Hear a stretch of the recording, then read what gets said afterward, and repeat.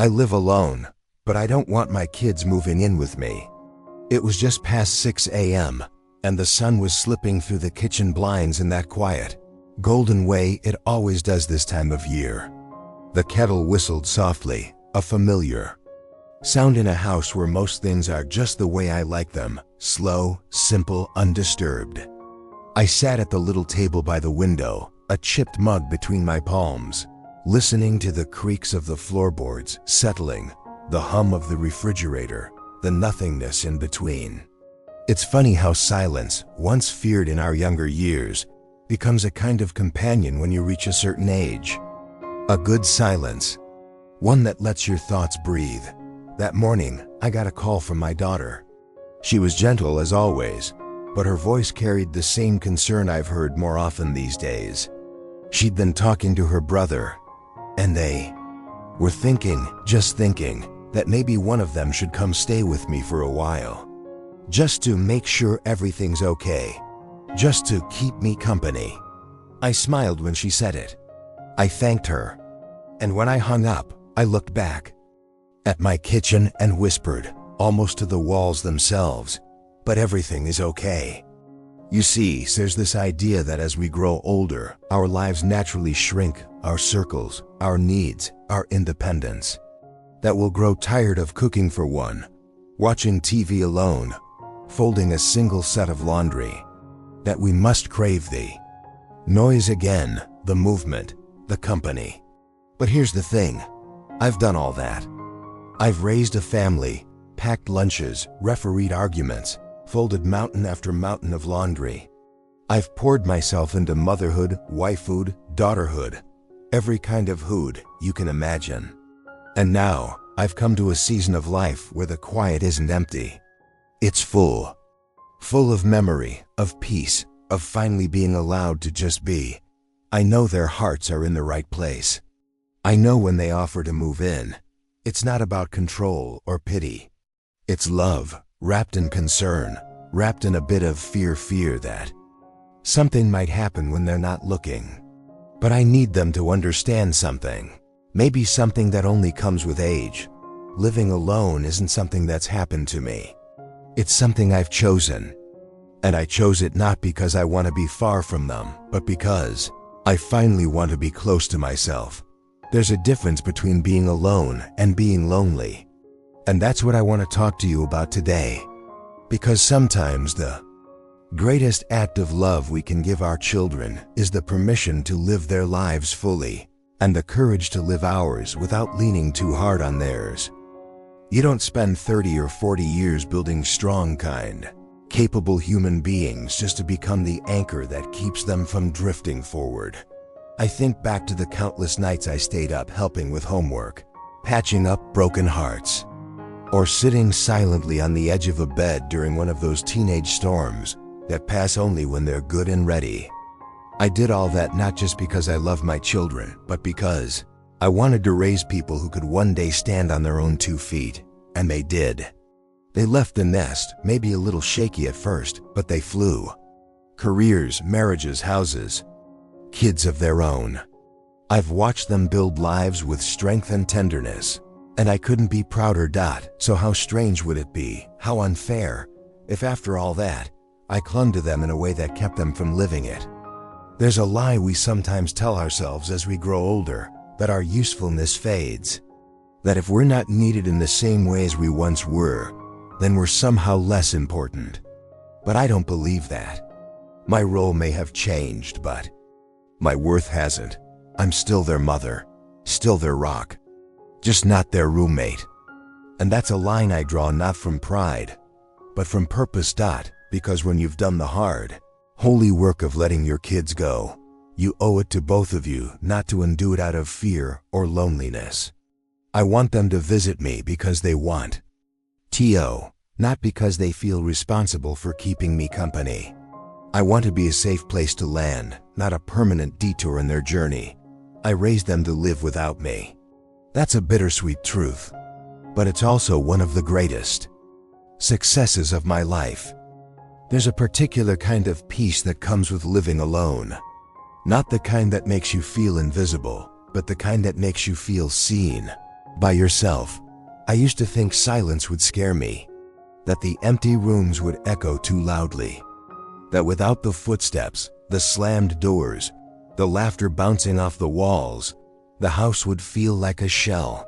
But now I see that quiet as a kind of music all its own.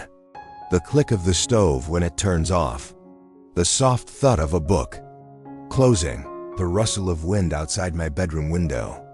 These sounds remind me I'm alive and that I don't need noise to prove it. People often assume that if you're older and living alone, something must have gone wrong. A spouse passed away. The kids abandoned you. You're just waiting out the rest of your life. But let me be clear, I'm not waiting for anything. I'm living, fully, purposefully, on my terms. I spend mornings in the garden, afternoons reading whatever I please, and evenings watching the sky turn all kinds of impossible colors. I dance in the kitchen sometimes when no one's watching. I talk to my plants. I cry when something moves me. I pray with gratitude. I sleep diagonally across the bed. And I love it. Solitude isn't a punishment. For me, it's a reward, a hard-earned season of calm after decades of pouring into everyone else. And it doesn't mean I'm cut off from the world. I have neighbors I adore, friends I meet for lunch, community groups I visit. I keep in touch with my children often, just not constantly. They know I'm here. I know they're there. We are connected, but we're not entangled. You can live alone and still be deeply connected. You can be on your own and still feel full. That's not loneliness. That's wholeness.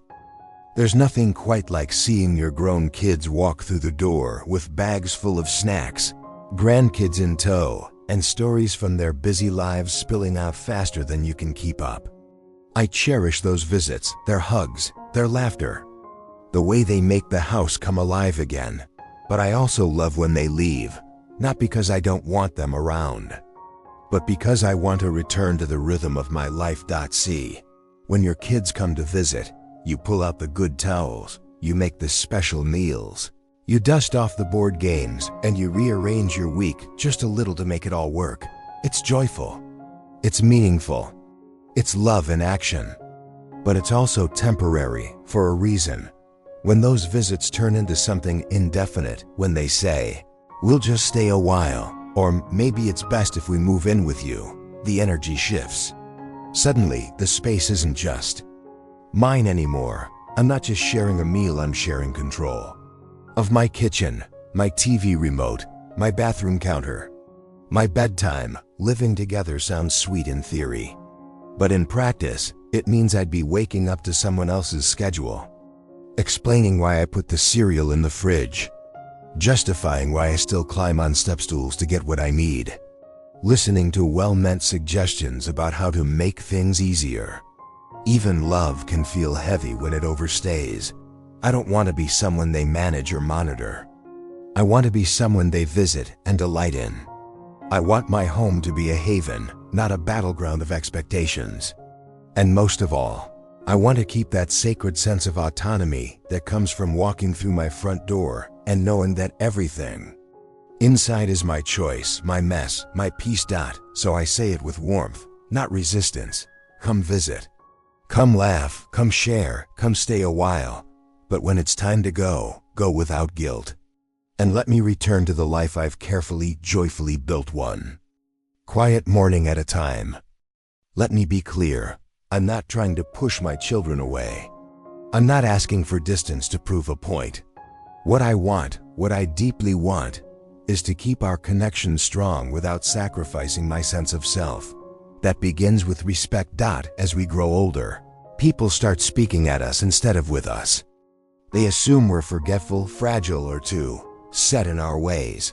But aging doesn't take away our right to choose. If anything, it makes those choices even more sacred. I've earned the right to decide how I spend my time, what I eat, who I let into my space, and how I define a good day. I want my kids to ask me what I need, not assume they know. I want them to check in, not check on me. I want to be consulted, not corrected. Connection too is vital, but not on their terms alone. It doesn't have to mean Sunday dinners every week or constant video calls. Sometimes connection is a letter in the mail, a shared song, a photograph that makes us both smile. Sometimes it's a call where no one says much, but we both hang up feeling better than before. That's enough. That's more than enough. And I want to say in how I live the rest of this life. Don't plan for me. Plan with me. Don't map out what should happen when I'm older. Ask me what I dream of doing with the years I have left. Maybe I'll travel. Maybe I'll take an art class. Maybe I'll write that book I never had time for.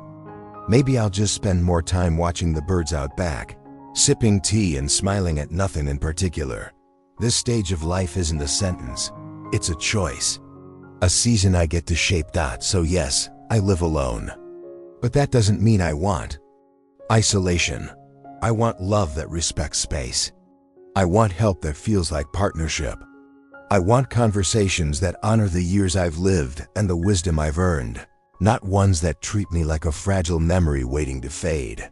What I want is simple, to grow older without losing my voice in the process.